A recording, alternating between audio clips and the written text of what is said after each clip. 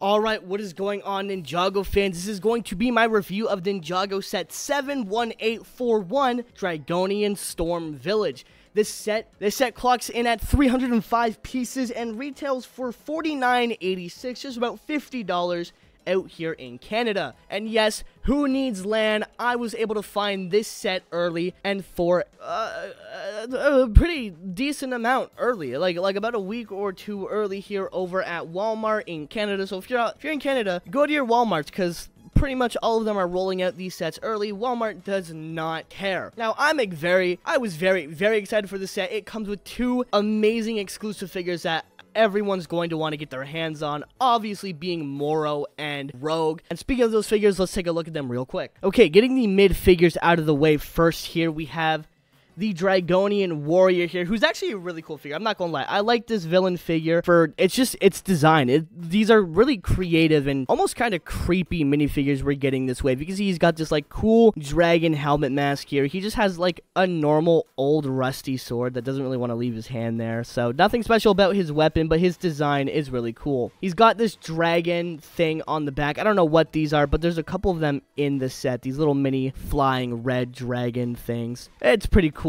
Getting to the figure itself here, the print on it is awesome. We got this mix of like the red and silver kind of armor with this dragon design. I don't know if these are going to be like half dragon people or what they are exactly, or if this is just a race of dragons, but giving you guys a good look at his armor there. I mean, at his torso printing there. He does have some nice printing and some creepy face printing there. Again, I'm not sure what these creatures are, if they're dragons or what exactly, but they're really cool. I really like the design for this figure. Next up, we have a Dragonian Scout, who I'm not going to go over too much. It is pretty much the exact same figure there in terms of like torso printing and everything, so I'm not too worried about going over this figure. But he does come with an axe and the same armor piece, except this figure just has a mohawk. That's honestly the big difference with this figure, so I'm not gonna spend too much time on it. We have our boy Zayn here, looking great, looking cool. I love the white and the blues that we always get with Zayn, but I don't know how I feel about these suits. They kind of feel almost over designed to me in a way that I don't fully know if I like these. He's got a black armor piece here, and he does have back face printing, which I never use these face prints because they never like show up in the show, and I like my minifigures looking show accurate. But here he is there, all without the armor. They're okay suits, but they're extremely over designed. I love the color scheme with Zayn, the white and the silver. Love the baby blue mixing in with the white, but there's something about this that just screams a little too over designed for my liking. Next up here we have Nia, and it's the same problem I have with Zayn. It just feels very over designed. The mask pieces are really cool. I really love the new mask designs for this wave, but in terms of the suit, I don't know, just over designed. I like the new armor shoulder pads. I think those are pretty cool. That could be used for a better Evil J figure than the one we got.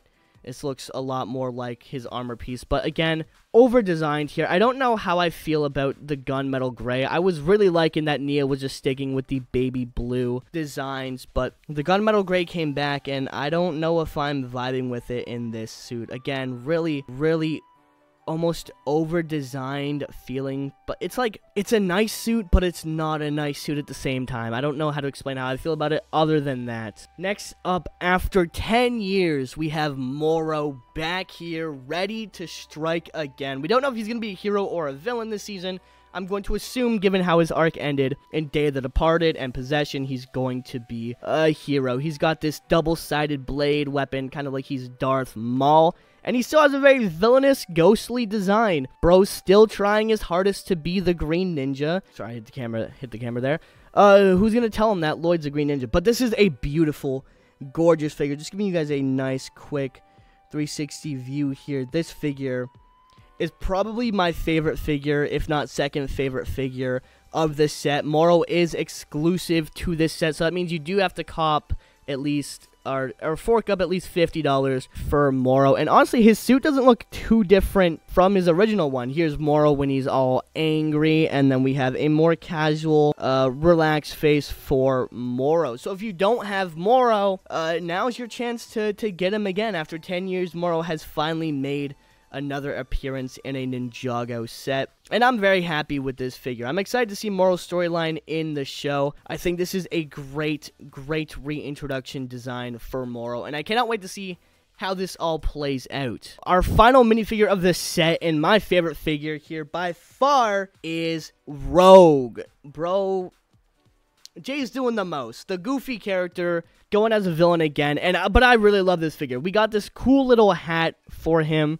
I don't know what these kind of hats are called, but it's a nice looking hat, and you can see his torso design is absolutely insane here. Very core and samurai inspired, but first off, he's got this like little lightning weapon. He has two of them, but I only have one out there out of the box. I have the other one in there, but taking a good look at him, he does have a very angry face print. He's got a new face print, and this is an exclusive figure to this set. So again, you're gonna have to put down $50 for this minifigure. He's got a great armor piece, by the way. His is in gold, where I believe all the other ninjas are in black. And that is a look at his back printing there for him. And he does not have a double-sided face because he's got the weird little hat thing. But this is a great figure.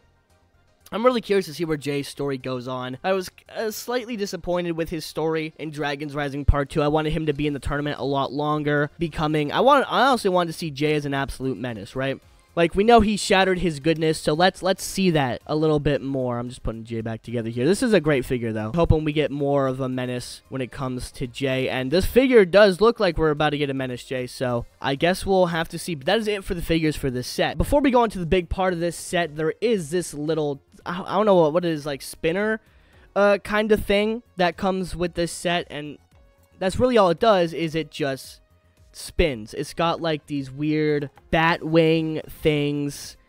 I'm truthfully not sure what this is, other than a spinner. It is fully a spinner. Starting at the top here, this is again a nice set. This feels like it's more of a display set than anything. There's a lot of room for you to just place your minifigures right there. Like, you could just have Morrow right here, just announcing that he is the man and he is back. There's a lot of color mixing in here between red, purple, black, and gray. I'm not sure what this is exactly.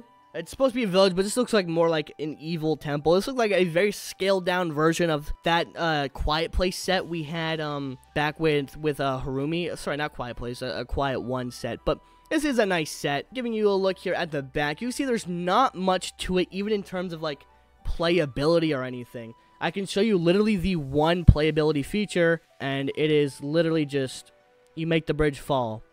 And it doesn't always like fall very quick, or like you got to move around the set to make it fall. You can't just like comfortably kind of pull it without having to move around the set. So I mean, that's a minor complaint, but it is what it is. There's a lot of spots for minifigures you can sit all around this set, but that is honestly kind of it when it comes to like usability. You can put a figure up here, make them fall down there, but that's it. That's really it. If you're looking for a set to really get in there and you know, if you're looking for a set to play with, this might not be your best option. But if you're more of a display collector like myself, then this set's going to be great for you, especially with all the minifigures. Moving to the bottom of the set here, you can see there is a little prison there where you're supposed to put like Zayn or a ninja. Presumably they get captured at some point, and it just kind of goes down right there. And you could easily just take it off, and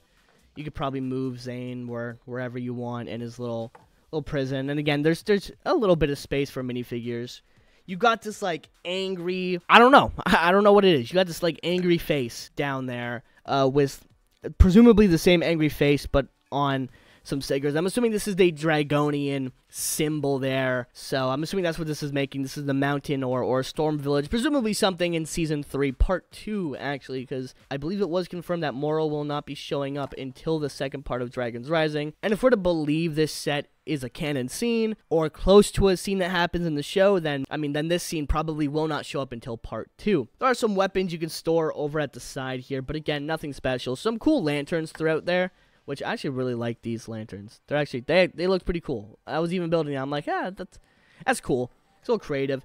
You can see down here, there is the pit where your minifigure falls. So if I grab a figure here quick, you can see them fall down there. It doesn't work very well with Jay because of his big helmet, but you're supposed to fall down there, and presumably someone fell down there a long time ago, and well, they didn't make it. And this could count as a bonus figure if you want. The last feature of this set, you could have someone hang there, and just, they're really hard to like get in there, but yeah, you could have them hang there.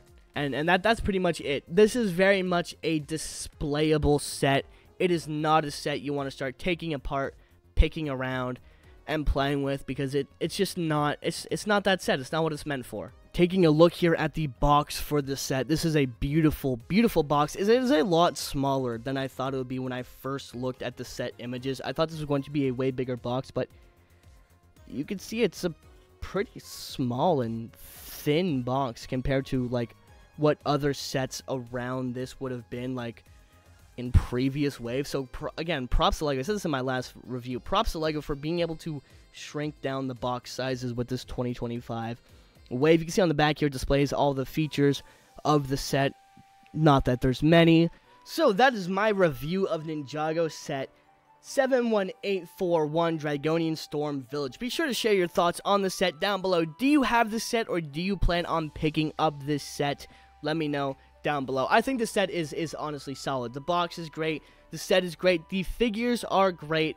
The only problem is if you're looking for playability out of the set, you're not going to get that.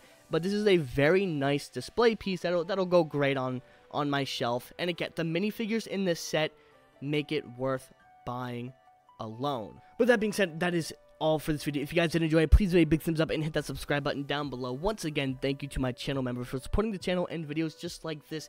If you guys do want to support the channel and get all of the membership benefits, be sure to click that join button down below for only, I believe, like, what is it, $2, I think? But huge thanks to them for supporting the channel, even though I've been slacking lately. But 2025, we are here. We are on a whole new grind. Don't cry because it's over. Smile because it happened. I will see you all in the next video. Peace out.